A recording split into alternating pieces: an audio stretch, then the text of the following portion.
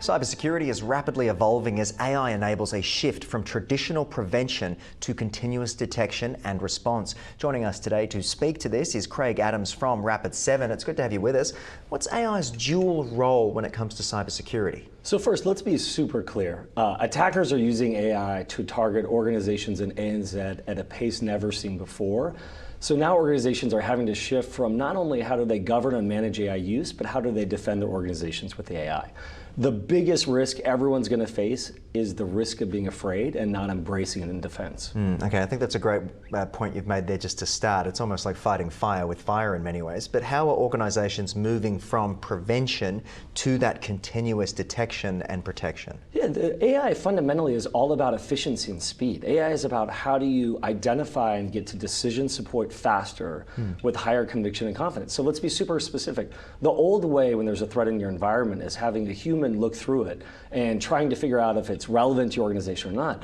The new way is AI should be telling you if this is a threat to your environment. AI should be guiding you and showing you what information's been done and then telling you how to remediate. But still too far, I'm concerned that not enough organizations are embracing a defend with AI strategy.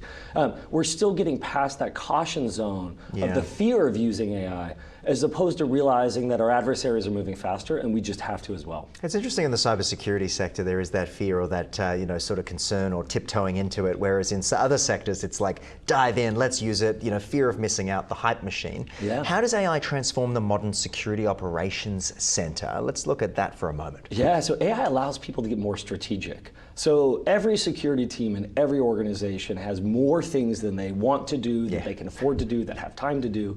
But they spend a lot of time on how do we manage the minutia of threats across their environment.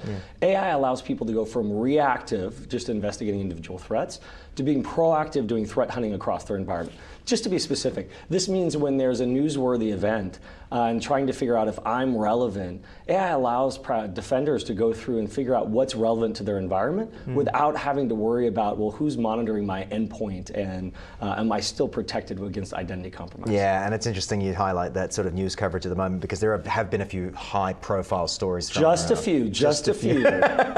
But what are the biggest challenges that Australian businesses are facing in cybersecurity right now? What are you and the team at Rapid7 kind of witnessing? Yeah, the first is the speed of compromise is faster than ever before. So it was common a few years ago that an organization, if they were targeted by an adversary, the adversary would get access to the organization, slowly, methodically move their way through, and then eventually cause some sort of damage. Right.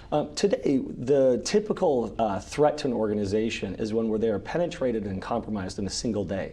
And so if you're a mid-sized organization, and your team has gone home at Friday at 5 p.m., that's exactly when adversaries are going to attack. So they're trying to figure out how do we have the 24/7 coverage that we need so they can do detection and response. And that threat environment, it's no longer enough to wait till the next day. No, and it's no longer the Trojan horse, if you will. It's now Tron legacy. It's Tron. It's all in all the time. And this is one of the things we know is that bad actors are always the first users of technology. They're uninhibited. They're willing to go fast. We're now at the point that we've got to go just as fast with defending with AI. And that's what we do at Rapid7. We're helping people focus on that a lot. So how can AI help reduce response times to these cyber threats? Again, it seems obvious, and it is a bit like Tron, the grid, the attack surface and things, and instant responses. What would you say to that, though? So cybersecurity, you win or lose based on how you prioritize. That's the name of the game, is that in the environment, there's a lot of different threats, a lot of different risks to organization. The first thing is the needle in the haystack analogy, we remove the hay. So all the things that aren't malicious, AI can help guide you and say, don't focus here. Don't spend your limited time in that area. The second thing is the real threats in your environment. It can help pinpoint and better aggregate all the information you need to act on faster with confidence. And then finally, of course, remediation. It's not just enough to identify a compromise. You need to be able to isolate, impact quickly, and then remediate. And the right partner will help you do all of those things. Okay, so what steps do you think, just to round out our discussion, should Australian businesses or organisations take to build that lasting resilience? Just give us a soft sort of recommendation. Yeah, I want to be specific. So the first actually is every organization has to understand their attack surface. That's not an AI thing, but that is still the thing that scares me the most. Every defensive posture you have begins with, do I actually understand the things I'm trying to defend? Do I have laptops, hybrid of work models? Do I have logins? Do I have staff Most members? organizations don't understand the full environment. In fact, Gartner will say 17% of organizations can identify 95% of their attack surface, which means it's kind of trying to lock the doors when you don't know how many doors you have. Yeah. So first is you got to find all of the doors, whether it's cloud, identity, on-prem assets, or otherwise. That's step one. Step two is we need to move past a fear of AI while still looking at governance models to protect and actively begin defending with AI. Most customers in Australia are going to do that through partners. They're going to find people with the capabilities and tools that allow them to do that faster, and that way then they can move their staff from being reactive to proactive prevention. Craig, good response there. I'm curious, if people want to continue this conversation either with you or someone from the team at Rapid7, where's the best avenue for them to find you? We love it when people come to the website at Rapid7.com, and I also love engaging personally at LinkedIn at Craig Adams at Rapid7. Good stuff from you, and thanks for your time on the program. Hey, great to be here.